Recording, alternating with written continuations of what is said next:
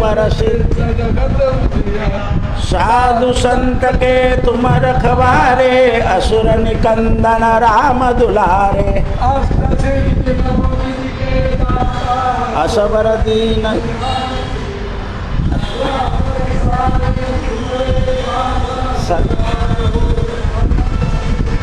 तुमरे भजन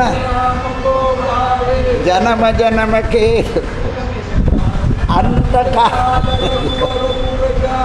जहाँ जन्म हरि भक्त कहाई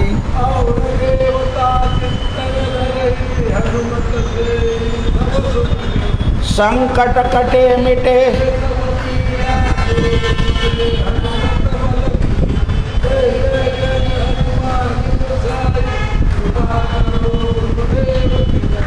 जो सत बार पाठ कर कोई छूट ही बंदी महासुख होई होय सिद्धि साकी गौरीशा कीजे नाथ पवन तनय संकट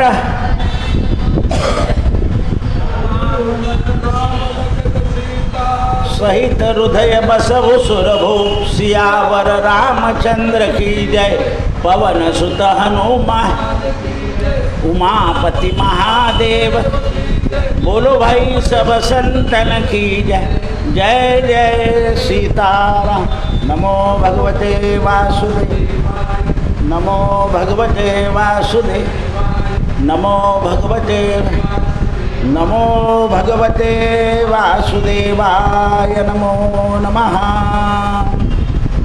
भगवंताचा एक भक्त वृंदावनामध्ये भगवंताच्या मंदिरात गेला आणि मंदिरात गेल्यावर भगवंताच्या मूर्तीकडे पाहून भगवंताला म्हणाला की देवा,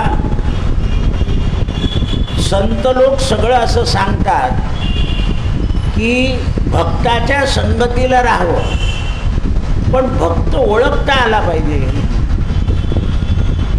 कारण मी तर अज्ञान आहे, भक्ती दर्शन आहे, मी अज्ञान आहे, मी मूढमती आहे, मला भक्त कसा ओळखता येईल. तेव्हा भगवान त्याच्या स्वप्नामध्ये त्याला भक्ताची ओळख सांगताय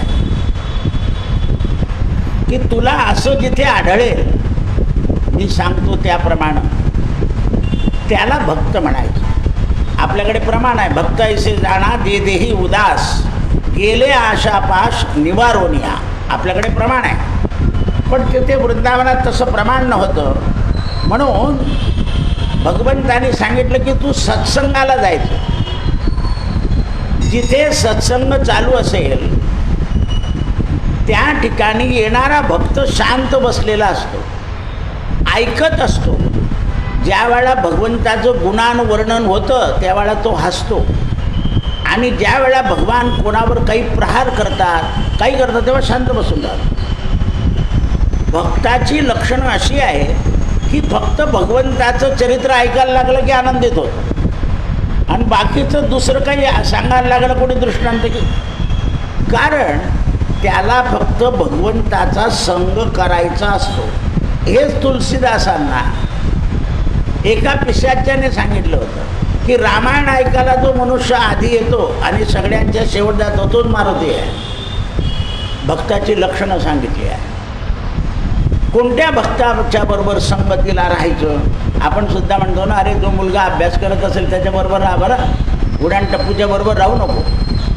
कारण विद्यार्थी दशेमध्ये अशाची संगत घडली पाहिजे की जो विद्या अभ्यासात लक्षपूर्वक करतो आहे. संसारामध्ये सुद्धा जो काटकसर करणारा आहे त्याच्याबरोबर राहिल्यानं संसारात अडचणी कमी होतात, दुःख नाही कमी होत. दुःख तर येतच, पण अडचणी कमी होतात. व्यवहार दक्ष, परमार्थात लक्ष. व्यवहारामध्ये पाहिजे दक्षपणा. लोक म्हणतात अरे भाव कमी आहे तेव्हा धान्य घेऊन घे, मग निदान 25 किलोचं तरी पैसे वाचून जातात. दक्ष राहिलं पाहिजे. व्यवहारामध्ये दक्ष आणि परमार्थात लक्ष, आणि समाजामध्ये दृष्टी. की कोण माणूस कसा आहे हे दृष्टीनं ओळखायचं, बोलायचं नाही,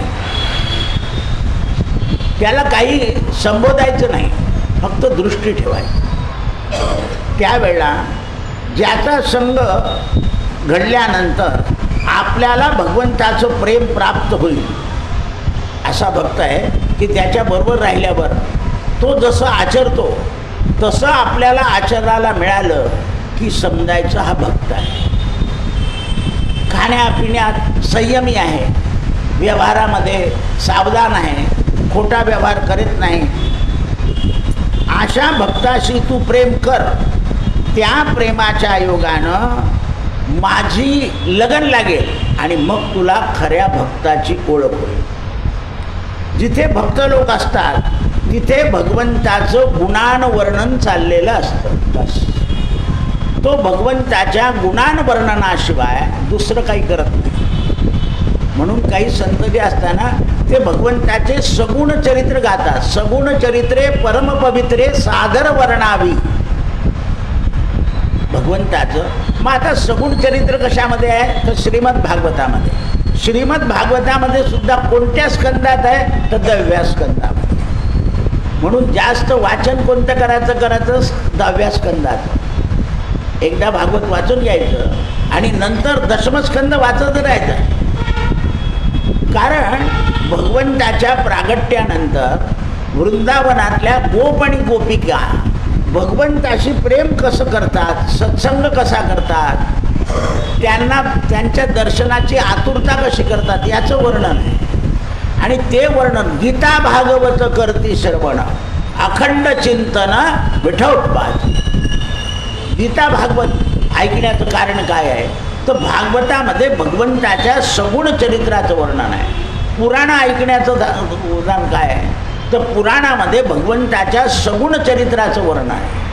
पुराणानाम ब्रह्मसंहितायाम ती ज्ञानी लोकांची ब्रह्मसंहिता सुद्धा आहे.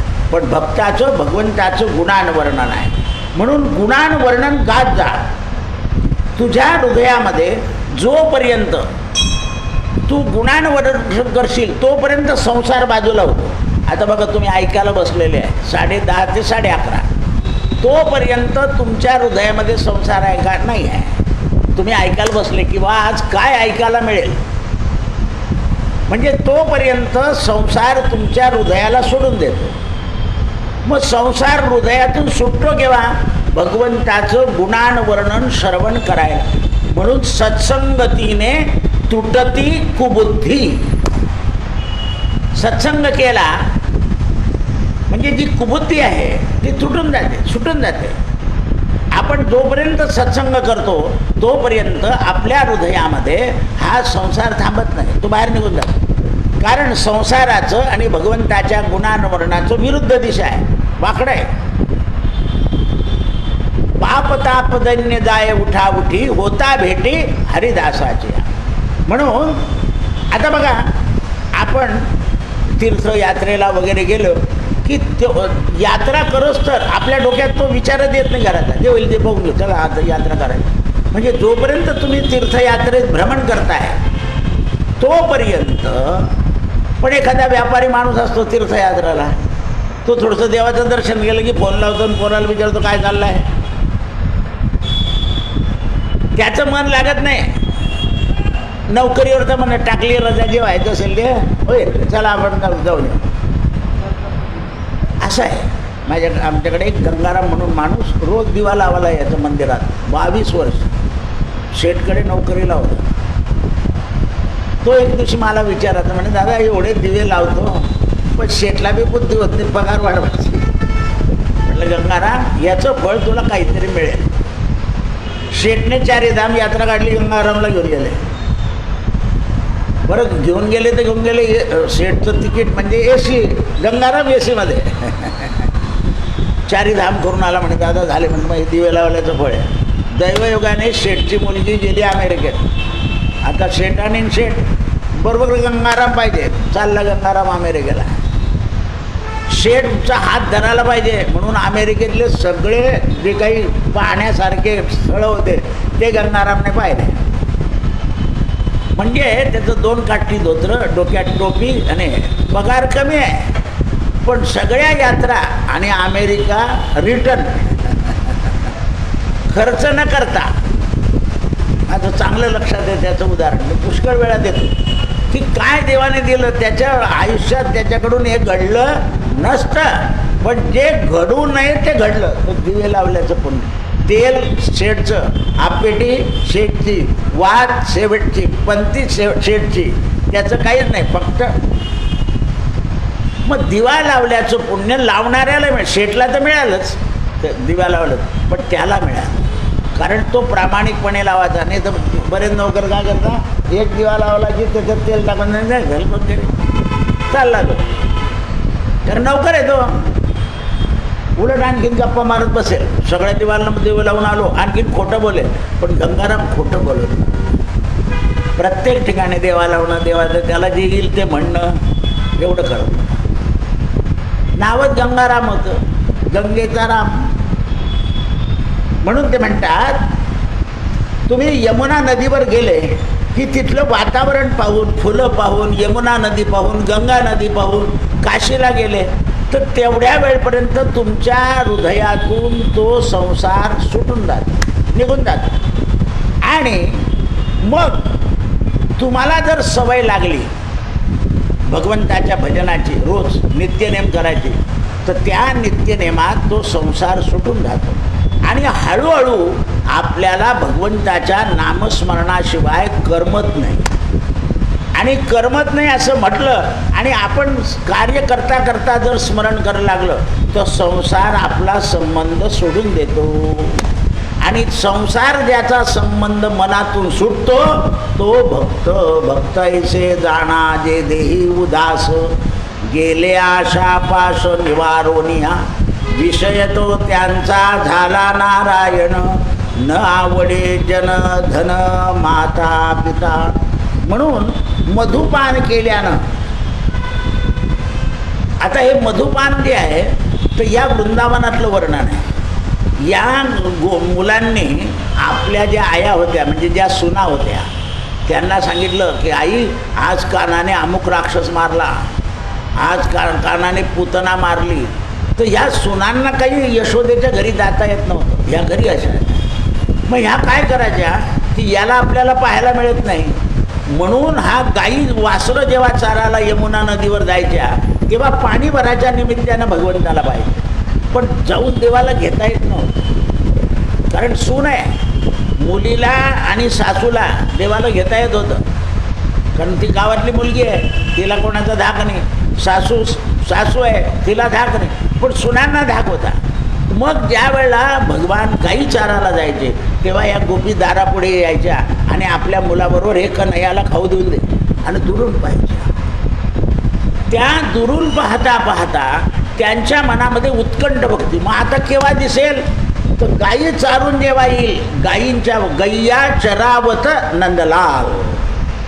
मग गायी चारून आल्यानंतर गायीच्या खुरांनी ज्याचं मुख माखलं गेलेलं आहे म्हणजे गायीच्या धुळाने, म्हणून त्याला गोरज मुहूर्त म्हणतात.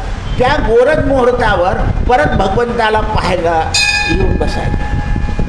म्हणजे त्यांच्या मनामध्ये भगवान सकाळीच पाहिल्यानंतर आता संध्याकाळी केव्हा दिसेल आपल्याला कन्हैया, अशी भावना होती. म्हणून गोपिकेच्या मनातला संसार सुटून गेला. संसार सुटतो कसा?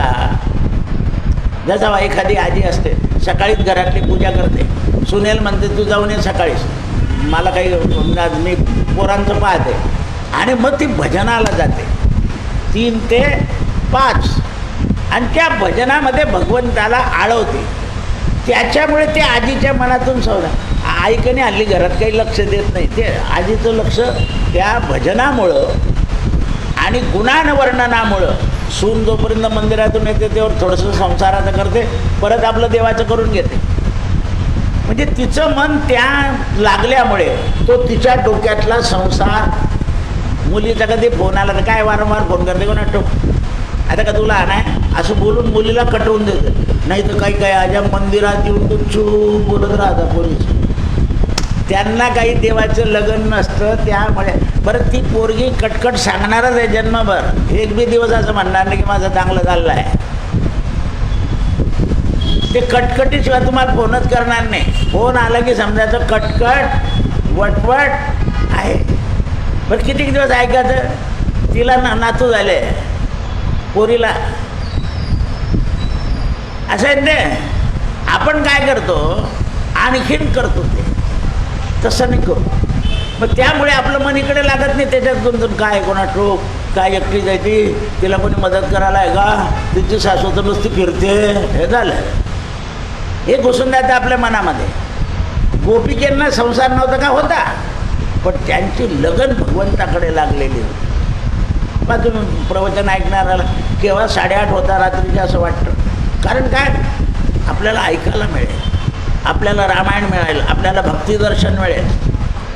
मी आल्यावर 10:40 होऊन गेले, मी घड्याळकडे पाहिल्यावर नाराज झालो. 10:30 सुरू झालं पाहिजे होतं. कारण काय, तर त्याचं कारण असं आहे की त्याच्यामध्ये आपलं मन लागलं की आपल्याला मधुपान मिळतं. म्हणून भगवंताच्या मुखारविंदावर मधु आहे, म्हणजे अमृत आहे. कोणतं अमृत आहे? तर नामामृत. मग हे नामरूपी अमृत कोणाला आढळेल? तर माऊली सांगते, नामामृता गोडी वैष्णवा लाधली, योगिया साधली जीवन कळा. योगी लोकांना काय साधते? जीवनाची कळा. पण भगवंताचं अमृत मुखारविंदन पदारविंदम, भगवंताचं मुख पाहिल्याबरोबर पहा तुम्ही. आता लोक अयोध्येचा राम पाहून एकदम खुश होऊन जातात, गोपालकृष्णाला पाहून लोक खुश होऊन जातात. कृष्णाच्या मूर्तीपेक्षा रामाची मूर्ती मोठी असते. तुम्ही वृंदावनात गेले तर छोट्या छोट्या मूर्त्या आहेत, बऱ्याच लोकांना दिसत पण नाही. पण आपण आलो असं एक समाधान होतं. त्या समाधानाने आपल्याला अमृत प्राप्त होतं. आणि अमृत याचा अर्थ काय? मनुष्य शांत होऊन जातो, तृप्त होऊन जातो. त्याच्या मनामध्ये काही विकल्प राहत नाही. म्हणून नाथ महाराज म्हणतात, विकल्प नवऱ्याचा सोडी याला म्या संग. हे जे विकल्प आहे, याचं कसं होईल, त्याचं कसं होईल, सगळ्यांचं होतच राहतं. कोणा वाचून कोणाचं राहिलेलं नाही, राहणार नाही, राहत नाही, राहतच मी कधी. म्हणून ते म्हणतात, थोड्या वेळ आपण विचार केला पाहिजे की परमात्मा आपल्या जवळ आहे. वेदांतामध्ये सांगितलं आहे की परमात्म्याकरता प्रेम कुटी बनवायची. प्रेम जे आहे आपलं त्याच्यावरचं, त्याचंच घर बनवून घ्यायचं. आपल्या मनामध्ये संसाराचं घर असतं, म्हणून आपण त्याचे चिंतन करत राहतो. तो चांगला झाला पाहिजे, तो चांगला झाला पाहिजे. भक्त लोक काय करतात, आपल्या हृदयामध्ये भगवंताची प्रेमकुटी करून घेतात. आणि प्रेमकुटी केल्यानंतर त्या प्रेमामुळे त्यांच्या मनामध्ये दुसऱ्या कुठल्याही गोष्टीला प्रवेश होत नाही. आणि म्हणून मग आपल्याला ते ब्रह्म कळतं, आपल्या विचारात येतं. आणि विचारशील बुद्धिमान पुरुष मग माझ्याबरोबर परमात्मा आहे, आत्मारूपी परमात्मा आहे, याची त्याला साक्ष होऊन जाईल. त्याला कळतं की आता परमात्मा आपल्याला सोडत नाही. कारण ते नामरूपी जडले चित्त, त्या चित्तानं नामाला चिटकून घेतलं, त्यामुळे त्याला शांती मिळते. म्हणून अनेक वेळा गोपी भगवंताच्या आषाढ नामस्मरणानं साक्षी राहत होता. आणि वृंदावनामध्ये सगळीकडे प्रेमच प्रेम. भगवंत काय करायचे, एक वैशिष्ट्य करायचे, डोक्यावर मोराचं पीस लावून घ्यायचे. म्हणजे सगळ्या मुलांपेक्षा देव वेगळे. त्यामुळे लोकांचं मन भगवंतावर आकर्षित व्हायचं. पूर्व, पश्चिम, उत्तर, दक्षिण चारी बाजूला तोंड फिरवायचे. आता मध्ये मध्ये त्या याच्यावर आलं होतं मोबाईलवर की मंदिराच्या मागच्या बाजूने देवाचं दर्शन करू नये. आपल्याकडे चारी भिंतींना दर्शन करायची सवय, कारण भगवंत चहूबाजूला आहे. मुखाने पाहतो आपण, इकडे भिंतीला हात लावतो, मागच्याही भिंतीला लावतो, इकडे भिंतीला लावतो. तर मंदिरामध्ये जी पूजा अर्चा होते त्याचं वलय असतं, देवालय म्हणजे ते वलय, त्या भिंतीला स्पर्श केला की ते वलय आपल्यात येतं. आता हे तिकडच्या लोकांना कळत नाही, उत्तर हिंदुस्थानवाल्यांना. त्यामुळे ते मागच्या बाजूला दर्शन करायचं आणि मागच्या बाजूला देवाचा मागचा भाग आहे. देवाचं शरीर आपल्यासारखं नाही, देव चहू बाजूला आहे. हरीच्या दासा हरी दाही दिशा. तरी काही लोकांच्या सुनेनं सांगितल्यावर काही लोक नाही नाही, आमच्या सुनेनं सांगितलं की मागे पाहू नये, आमच्या मावशीनं सांगितलं मागे हात लावू नये, हे अशा गोष्टी करतात. त्यांना एकनाथ महाराज कळत नाही. हरीच्या दासा हरी दाही दिशा. कोणतीच दिशा वाईट नाही आहे, आपण ठरवतो, कारण देव आहे सगळीकडे. हरीच्या दासा हरी दिशा. म्हणून ते म्हणतात आता भगवंताचं मुखारविंद पाहिल्यावर गोपी आनंदित व्हायचा. म्हणून देवाचं एक नाव आहे, तुम्ही नेहमी म्हणतात मुकुंद. आता त्या मुकुंद शब्दाचा अर्थ काय बघा. मुकुंदम मुखार सार भिक्षु. मुकुंद मुकुंद असं म्हणत होते ते, संसाराच्या बंधनाची मुक्ती देतो त्याचं नाव मुकुंद. मुकुंद माधव, मिलिंद माधव. म्हणून संसाराची मुक्ती देणारा म्हणून मुकुंद. म्हणून गोपिकेंनी मुकुंदाचं मुख पाहायचे. गोस्वामीजी म्हणतात भगवान मुकुंद जे आहे ते माणसाला मुक्ती देतात. जगामध्ये भाऊ बहीण मामा काका सासू सासरे आई बाप हे मुक्ती देण्याचे आधार नाही आहे. हे खायप्याचं अन्न देतील, आपल्याला पैसा देतील, आपल्याला सुखदुःखामध्ये उपयोगाला पडेल, पण मुक्त करण्याचं काम भगवंता म्हणे. म्हणून हे भक्त काय करतात, कोणाचाच विचार करत नाही, फक्त भगवंताचा विचार करतात. कारण त्यांना मनुष्य जन्म प्राप्त झाल्यानंतर या मनुष्य जन्माचं मुख्य काम आहे, उघडिले मोक्षाचे ते द्वार रघुनाथ दरबार. उघडिले मोक्षाचे ते द्वार. त्यांना मुक्त व्हायचं असतं, म्हणून ते मुकुंदाच्या मुखाचं अवलोकन करतात. बा तुम्ही आपल्याकडे असे बरेच बघताय, त्यांना रामनवमीला ते मंदिरातून जातच नाही, कोणाचं लग्न असो काय ते निदाने आमची रामनवमी आहे. ते म्हणतात तुमच्या गावात नाही, आमच्या गावाला पण आम्हाला रामनवमीला जळगाव सोडायचं नाही, भागवत सप्ताहात जळगाव सोडायचं नाही, सोडतच नाही ते. आपल्याला कधी मुलीनं बोलवलं बोलून जातो बरं, तर तुला कोण आहे, पण तुला कोण आहे. ती अशा मुली खोट्या असतात. आई आजारी असते, ती सून बिचारी घरच्या कामात जाते. का हो वहिनी तुम्ही काही ब्राह्मणाला विचारलं का नाही आईची सुटका व्हायला, तिला पळायचं असतं त्याच्याकरता विचारते ती. आणि त्या भाऊ तिला काही देवाचं नाही दादा आमच्या वहिनीला. मग आईचे हाल कधी कमी होतील. आईने मी 12वीच्या परीक्षेच्या वेळा बाहेर पाहिली, माझ्यावर नातवाची परीक्षा आहे असं बोलते ती. आणि घे आता माझ्यासारखा बुवा तर पटकन बोलतो की जाईन तुझ्यावरून काय अडलं आहे, लोक नाव ठेवतील ना. हे म्हणजे कोणाकरता आली ती, लोक नाव ठेवू नये आईकरता आलेले नाही. अशा पोरी असतात. आणि तुम्ही वा पिशव्या पापड कुरडया लोणचं तिखट चाललंय. लक्षात ठेवा, मला चांगले उदाहरण आहे. त्या भावजेला इतकी फटाफट बोलते ती, काही दान धर्म काढणं घरातून, आईची सुटका होईल ना, काय हाल पाहते, तिला जायचं आहे.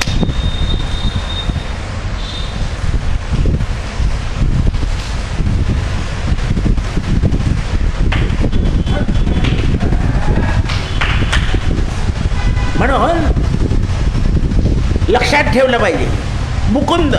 म्हणून गोविंद आमचे भगवान आहे, आम्हाला गोविंदाचं दर्शन कराय. शांडिल्य भक्तिसूत्रामध्ये एक श्लोक सांगितला, माम प्रोक्षामिसा यदी सखे बंधुसंगात रंगात. म्हणून ही सगळी जग जे आहे हे जग बंधनात टाकणार आहे आणि गोविंदाच्या दर्शनानं मनुष्य मुक्त होणार आहे. एक महात्मा काशीमध्ये आले आणि आल्यानंतर त्यांनी बराच वेळ आपल्या गंगेच्या किनाऱ्यावर घालवावा आणि गंगेच्या किनाऱ्यावर येणारे जे महात्मा लोक होते त्यांच्या दर्शनाचं काम करायचं. काशीमध्ये फिरत नव्हते किंवा कुठे प्रवचनाला कीर्तनाला जात नव्हते. तर दिवसेंदिवस त्या महात्म्याच्या चेहऱ्यावर तेज यायला लागलं. नुसतं साधू संत आंघोळ करतात ते पाहायचं, दुरून नमस्कार करायचा, जवळ जायचंच नाही. आता गंगेच्या किनाऱ्यावर राहिल्यानं जैसी गंगा वाहे तैसे त्याचे मन. गंगा पवित्र होती म्हणून नुसत्या गंगेच्या काठावर राहून 1 वेळा 2 वेळा स्नान करायचा तो आणि संताचं दर्शन करायचं. त्या काठावर असलेले सगळे जेवढे ब्राह्मण होते, 6 महिने झाले हा मनुष्य इथून हालत नाही, जे मिळेल ते खातो, पण याचं तेज किती वाढलं. आणि आपण 12 वर्ष झाले पिंडप्रदान करतो इथे, आपलं शरीर थकून गेलं. मग त्या महात्म्याच्या जवळ गेले, म्हणजे महाराज तुम्ही काय करतात, तुमचं 1 वर्षामध्ये शरीर इतकं दैदिप्यमान झालं की तुमच्याकडे पाहत राहावं. म्हणजे काही नाही, 1 वर्ष झाले गंगेवर राहतो, जे काही मिळेल ते खातो, पण हे महात्मा लोक जे जातात आंघोळ करून यांचं दर्शन. दुसऱ्या दिवसापासून हे सगळे जे बडवे होते हे आले की आधी त्याचं दर्शन करायचे आणि मग आपल्या जागेवर बसायचे. त्याने पाहिलं इथं उपाधी सुरू झाली. आता गंगा सोडली पाहिजे, आता गंगा सोडली पाहिजे. मग करपात्रीजीच्या मठामध्ये प्रवचन ऐकायला सुरुवात केली. सकाळी स्नान करायचं, 2-4 संतांचं दर्शन करायचं आणि करपात्रीजीच्या आश्रमामध्ये सत्संग ऐकायला जायचं. आता ते 1 वर्षाच्या गंगेच्या पाण्याचं फळ आणि संतांच्या दर्शनाच्या फळामुळे तो सत्संग इतका मनाला पटायला लागला. पुन्हा सत्संग आटोपला की लांब काशीच्या एका घाटावर बसायचं, स्नान करायचं आणि जाणाऱ्या महात्म्याचं दुरून दर्शन करायचं. दुपारी 12 वाजता काय व्हायचं, हे सगळे जे पंडे हे पिंडप्रदानात अटकलेले राहायचे. त्याने बरोबर ते साधलं, हे रिकामे असले की आपल्याजवळ येतात आणि पिंडप्रदान करायला लागले की मग हे त्या संसाराच्या मागे लागतात. तो त्यावेळेस महात्म्यांचं दर्शन करायचं आणि पुन्हा महात्मे संपले 12 वाजता आंघोळ करून की पुन्हा दुसरीकडे सत्संगाला चाललं. असं सत्संग करता करता त्याचं दर्शन या बडव्यांना व्हायला लागल्यामुळे यांच्या मनातला संसार सुटू लागला आणि हे आपलं सगळं काम आटोपल्यावर पिंडाचं गंगेत आंघोळ करायचे आणि आपला गायत्री मंत्र म्हणून जाणाऱ्या महात्म्याचं दर्शन करायला लागायचे. असं करता करता त्यांनी आपल्या मुलांवर काशीचा घाट सोडला आणि ते घाटावर फक्त जप करायला लागले. हरिजप करणे तुटेल धरणे प्रपंचाचे. जे वेदाचे मंत्र म्हणून लोकांना मुक्ती देत होते त्यांना एका संताच्या दर्शनानं मुक्तीचा मार्ग सापडला. म्हणून आपले संत म्हणतात, संत दर्शने हा लाभ पद्मनाभ जोडी येला. असे जे संत असतात त्यांना भक्त म्हणायचं. दर्शने दोष नाशती. ते काय करतात, दर्शनानं दोष नाशवतात. म्हणून हे संसाराचं बंधन जे आहे, जसं ते बडव्यांचं सुटलं की त्यांनी मुलांवर सोपवून दिलं. किती दिवस करायचं आपण हे, काही आपल्याला आहे का नाही. नाही तर आतापर्यंत काय होतं, नाही नाही आपण करत राहू, आपल्याकडून होईल तेवढं करू, होईल तेवढं करू, बंधनात अटकले होते. बरं कर्म कसं आहे, समोरचा माणूस येतो तसं कर्म करावं लागतं. महाराज 15 मिनिटात 15 मिनिटात, 1 तासात 1 तासात, 11 रुपयाचं काम 11 रुपयासारखं, 100 रुपयाचं काम 100 रुपयासारखं. मग तिथे दोष घडतात. मग त्यांना हे लक्षात आल्यामुळे मुलांवर सोपवून ते बाजूला झाले. तेव्हा ते त्या महात्म्याची धन्यता मानायला लागले. पण त्या महात्म्याला गुरुनं सांगितलं होतं, जशी गंगा वाहते तसं तू पाहत राहायचं. जशी गंगा वाहे तैसे त्याचे मन, भगवंत जाण दयाळू. अशाच लोकांच्या जवळ भगवंत वाहत. मग आता आपण जळगावचे लोक रोज गंगेवर जाणार नाही, तर आपल्याला रामनाम कथा गंगा श्रवणे पावन करी जगा. ती गंगा फक्त शरीर शुद्ध करते आणि ही प्रवचनाची गंगा, रामनाम कथा गंगा अंतराला शुद्ध करते. म्हणून सत्संगतीने तुटती बुद्धी. आणि एकदा आपल्याला सत्संग करायची वेळ लागली की सत्संगात ऐकलेलं आपण आचरणात आणण्याचा प्रयत्न करतो. ऐकण्याचा आता पहा ना तुम्ही, हे लोक एक वेळा नाही समजलं तर आपल्या मोबाईलमध्ये 2-2 वेळा ऐकताय लोक. कारण नाही समजलं तर परत ऐकून घेत आहे. म्हणजे त्याचा फायदा होतोय. इथे यायचाही त्रास नाही, घरी एकदा ऐकून पुन्हा नाही समजलं तर दुसऱ्यांदा ऐकायला मिळत आहे.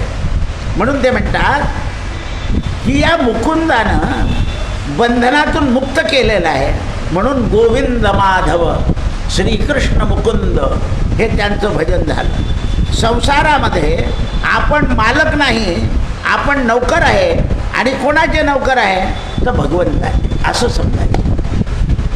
साईबाबा संत सुद्धा सांगता ना, सबका मालिक एक आहे, सगळ्यांचा मालिक एक आहे. म्हणून आपण जिद्द केली पाहिजे, थोडी हट्ट केला पाहिजे. कसा, जसं आपण संसार नीट करायचा प्रयत्न करतो तसं परमार्थ करण्याकरता आपली जिद्द पाहिजे. आपण जिद्दीने जोपर्यंत करत नाही, जसं आता हे मोठ्या मोठ्या परीक्षा आहे, पोरं जिद्दीने अभ्यासाला लागतात. गरिबाचे पोरंसुद्धा त्या मोठ्या मोठ्या परीक्षा पास झाले का, तर त्यांची जिद्द होती. श्रीमंताचा पोरगा 3दाही बसल्यावर पास नव्हतं, त्याची जिद्द नसते. मग आता ही जिद्द कोण देईल, तर एक तर मागच्या जन्माचं पुण्य असतं किंवा एखाद्या चांगल्या मुलाची संगत लागते. संगतीने सुद्धा जिद्द येते आणि मनुष्य संगतीने बिघडतो. कुसंगे नाडाला साधू ऐसा. म्हणजे कसा, ढेकणाच्या संगे हिरा तो भंगला. एवढा मोठा हिरा पण ढेकणाचं रक्त जर त्याच्यावर पडलं तर त्याचा नाश होतो. म्हणून हिऱ्याचा व्यापारी नेहमी दुकान झटकत राहतो. कारण गिऱ्हाईक गेलं आणि त्याच्या अंगावरून ढेकून आला आणि कधी घुसला तो हिऱ्यात तर काय करायचं, म्हणून ढेकत राहतो. किराणा दुकानदार महिन्यातून एकदा दुकान झटकतो. त्याला झटकाची काही गरजच नाही ना, सगळं माल पडलेला राहतो. असं आहे.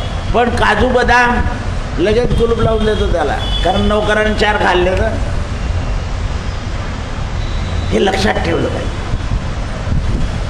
हे समजलं पाहिजे. म्हणून ते म्हणतात की अशा वेळा आपल्याला जिद्द झाली पाहिजे आणि जिद्दीने मग भगवंताचं प्रेम वाढत जातं. जसं वय होतं आपलं त्याप्रमाणे आपली जिद्द प्रखर होते आणि ईश्वराचं प्रेम वाढत जातं.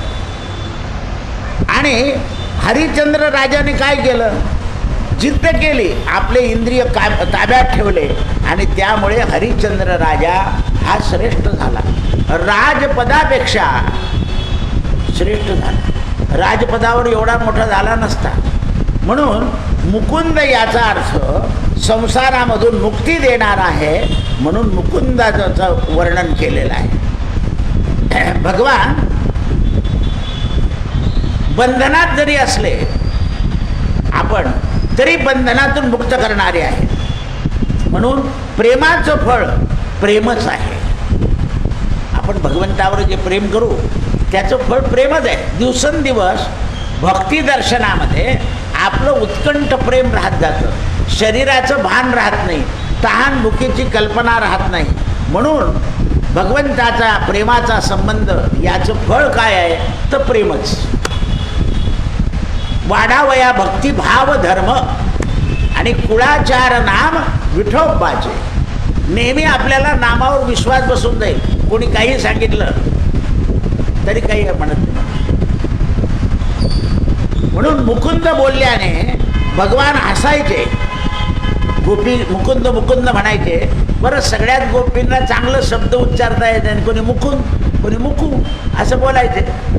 कारण सुशिक्षित नव्हत्या, त्या काही शिकलेल्या नव्हत्या. त्यामुळे भगवान हसायचे आणि भगवंताच्या हसल्याने त्यांना आनंद व्हायचा. म्हणून लहान मुलगा हसलेलं आवडतं, रडलेलं आवडत नाही.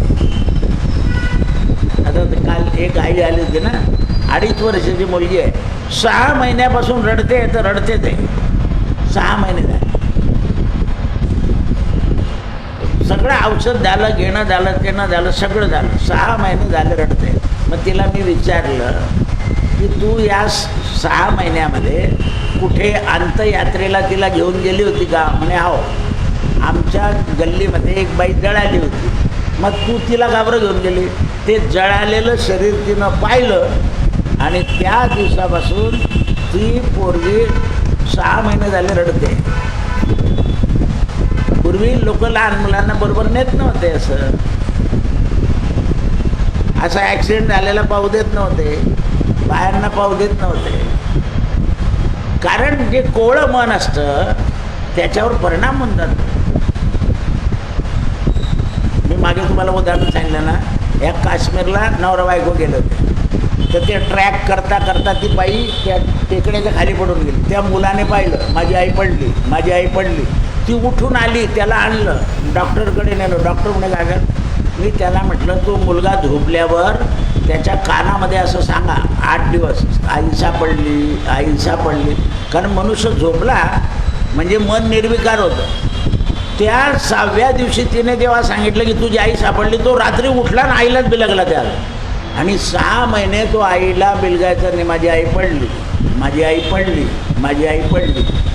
कारण मनावर ठेच बसून जाते. म्हणून मुलांना जास्त रागवायचं नसतं, जास्त मारायचं नसतं, तात्पुरता धाक दाखवायचा. पण आपण इतकं दाखवतो की ते उलटे होत जातात. कारण बालपणामध्ये मन हे कोवळं असतं, ते विसरूनही जातात ताबडतोब. लहान मुलं ताबडतोब विसरतात, पण काही काहीला जर ठेच लागून गेले तर ते विसरत नाही, मग ते एकदम क्रूर बनतात. म्हणून भगवंताला, श्यामसुंदराला या गोपी विकाराच्या तू बासरी वाजवून दाखव. मग भगवान तिसरी नजर मारायचे आणि बासरी वाजवायची, त्यामुळे त्यांना आनंद यायचा. आता दुसरा, सुदामा आणि भगवान वर्णन छान केलं, हे मलाही माहीत नव्हतं आजपर्यंत. सुदामा हे गृहस्थाश्रमी होते, त्यांच्या गुरूनच सांगितलं होतं, तेव्हा देव बरोबर होते, तू गृहस्थाश्रम कर. तर सुदामाने कृष्णाला सांगितलं, कृष्णा खरंच गृहस्थाश्रमात सुख आहे का? म्हणे बघ आतापर्यंत इतक्या लोकांनी केला आहे आणि मलाही करायचं आहे म्हणे. भाऊ देवाने सांगितला मलाही करायचं. बरं म्हणे तू पण कर, मी पण करतो. हे दोन्हींचं झालं. आता सुदामाचं लग्न झालं. आता सुदामाने गुरुजून आयाची वृत्तीची भिक्षा मागितली होती, त्यामुळे संसारामध्ये रोज रडपड होती. पण सुदाम लग्न झाल्यावर सुद्धा आपल्या ब्रह्मवृत्तीमध्ये राहिले, आपला नेम सोडला नाही. त्यामुळे सुदाम गृहस्थाश्रमी ऋषी होते. आणि म्हणून देव कधीची वाट पाहत होते, असा मनुष्य मिळाला पाहिजे. ऋषी तर भरपूर सापडतील, पण हा गृहस्थाश्रमी. कारण वशिष्ठ गृहस्थाश्रमी असून ऋषी होते, विश्वामित्र होते, पण विश्वामित्रांच्या संसारात कटकट होती, वशिष्ठाच्या संसारात कटकट नव्हती. कारण विश्वामित्र एक क्षत्रिय होते, वशिष्ठ क्षत्रिय नव्हते. म्हणून सुदामाला सुशीला तशीच मिळाली, संसार निभवणारी, संसारात कलह करणं मिळाले नाही. आणि म्हणून देवाने सुदामांची पूजा केली. ऋषी तर कोणी राहील, पण संसारातली ददाती भोगून ज्याने ऋषितुल्य आपलं व्रत निभवलं, अशा सुदामाची मला पूजा करायची. म्हणून गुरुच्या जवळ मागितलं होतं की गुरु महाराज दे दे मदला बहुत धन दे, विद्या भारती दे, कलत्र सुख दे, सत्पात्र दे, दान दे. मला असा मनुष्य दान द्यायला मिळाला पाहिजे की तो सत्पात्र आहे. कारण दान देताना आपण जे दान देतोय त्याचा दुरुपयोग करणारा मनुष्य नको, त्याचा सदुपयोग केला पाहिजे. ब्राह्मण काय करतो, यज्ञ, याग, अतिथी, अन्नदान याच्यामध्ये खर्च करतो. इतर माणसं काय करतात, विषय भोग भोगतात, मद्य पितात. म्हणून दान सत्पात्र. पहा तुम्ही, दारू पिणारा जावाई असला त्याला दान दिलं तर काय होतं, त्याचा नाशच होतो. साधी गोष्ट आहे. म्हणून लोक मुलगा जर बिघडलेला असेल तर नातवाच्या नावावर प्रॉपर्टी का करता? तर तिचा नाश होऊ नये म्हणून. केव्हाही संपत्तीचा नाश नाही झाला पाहिजे. संपत्ती ही सुखाकरता आहे, तिचा सुखाचा उपभोग घेतला पाहिजे. म्हणून श्रियं स्वामी कृष्णस्त न सखाम न गच्छती. म्हणून माझा सखा सुदामा आहे. लक्ष्मीला सांगितलं तू नको त्याचे कपडे धु, कारण तुला आवडणार नाही. म्हणून भगवंताने त्याचे कपडे धुतले सुदामाचे आणि त्याच्या घरी सगळं नेऊन दिलं. लक्ष्मीचं नाही, देवाने सुदामा करता स्वतः ऐश्वर निर्माण केलं, आपल्या षडगुण ऐश्वर ते दिलं. पण सुदामाने कृष्णाच्या म्हणण्याप्रमाणे 3च दिवस उपभोगलं आणि पुन्हा सोडून दिलं, कारण तो ऋषितुल्य होता. म्हणून भगवान म्हणतात की हा माझा सखा आहे, दरिद्री आहे पण भगवंताचा मित्र आहे. म्हणून पत्न्या नयनम चक्षुषा विचार केलेला आहे की माझ्या पत्न्या मला विचारत नाही आणि याची पत्नी मात्र याच्याबरोबर व्रतस्थ आहे. देवाच्या कुंड्या फक्त रुक्मिणीच विचारायची, बाकीच्या पत्न्या तर भानगडीच करायच्या. शेवटी भगवंताला सगळ्यांचा त्याग करावा लागला, रुक्मिणीचाही त्याग करावा लागला. आणि भगवान विठ्ठलनाथ विराजे पंढरपूरला येऊन राहिले, द्वारका सोडून दिले. म्हणून द्वारका आणि भेटद्वारकेच्या मध्ये लक्ष्मीचं मंदिर आहे. मग नारदाने मध्यस्थी केली, रुक्मिणीला पांडुरंगाच्या देव म्हणे इकडे नको आणू, मागेच ठेवते, त्यागलाय कलियुगामध्ये. आणि म्हणून भगवंताचे पांडुरंगाचे जेवढे भक्त आहेत ते देवाजवळ एकच मागतात की आषाढी कार्तिकेच्या वारीला येऊ दे, बाकीचं काहीच देऊ नको बस. कारण काय होतं म्हणे, संतांची भेट होते आणि समाधान प्राप्त होतं. म्हणून त्यावेळेस नयनचक्षुषाम पास्यन्ति श्यामसुंदरानं मोठ्या प्रेमानं अमृतानं आपल्या डोळ्यांच्या अश्रूनच सुदामाची पाद्यपूजा केलेली आहे. सुदाम गेले तेव्हा भगवंताला करमत नव्हतं आणि भगवंतांच्या डोळ्यामध्ये आसू आले आणि सुदामाला सांगितलंय की कृष्णा, अरे मित्रप्रेम आहे आपलं. मी जेव्हा रोज संध्या करतो, सकाळ दुपार संध्याकाळ, तेव्हा तू माझ्या समोर येतो ना, तुझा माझा वियोग कसा काय होईल. म्हणून मत सखा, माझा सखा आहे. अरे बाबा, मी तुझ्या समोर येतो पण तू माझ्या समोर येत नाही ना. तू किती वर्षानं माझ्या घरी आला, मी तर तुझ्या घरी तुला सोडत नाही, पण तू यायला पाहिजे माझ्या घरी. मत सखा, तू माझा सखा आहे. म्हणून सगळ्या स्त्रियांनी भगवंताला विचारलं की हा काय. म्हणे विरक्त विरळा, हा माझा भक्त आहे, पण बाकीचे भक्त रुक्मिणी तुला मागतं मला की लक्ष्मी द्या, लक्ष्मी द्या, लक्ष्मी द्या. पण हा विरक्त आहे, विरळा आहे. बरं हा तर हा याची पत्नी पण तशीच आहे.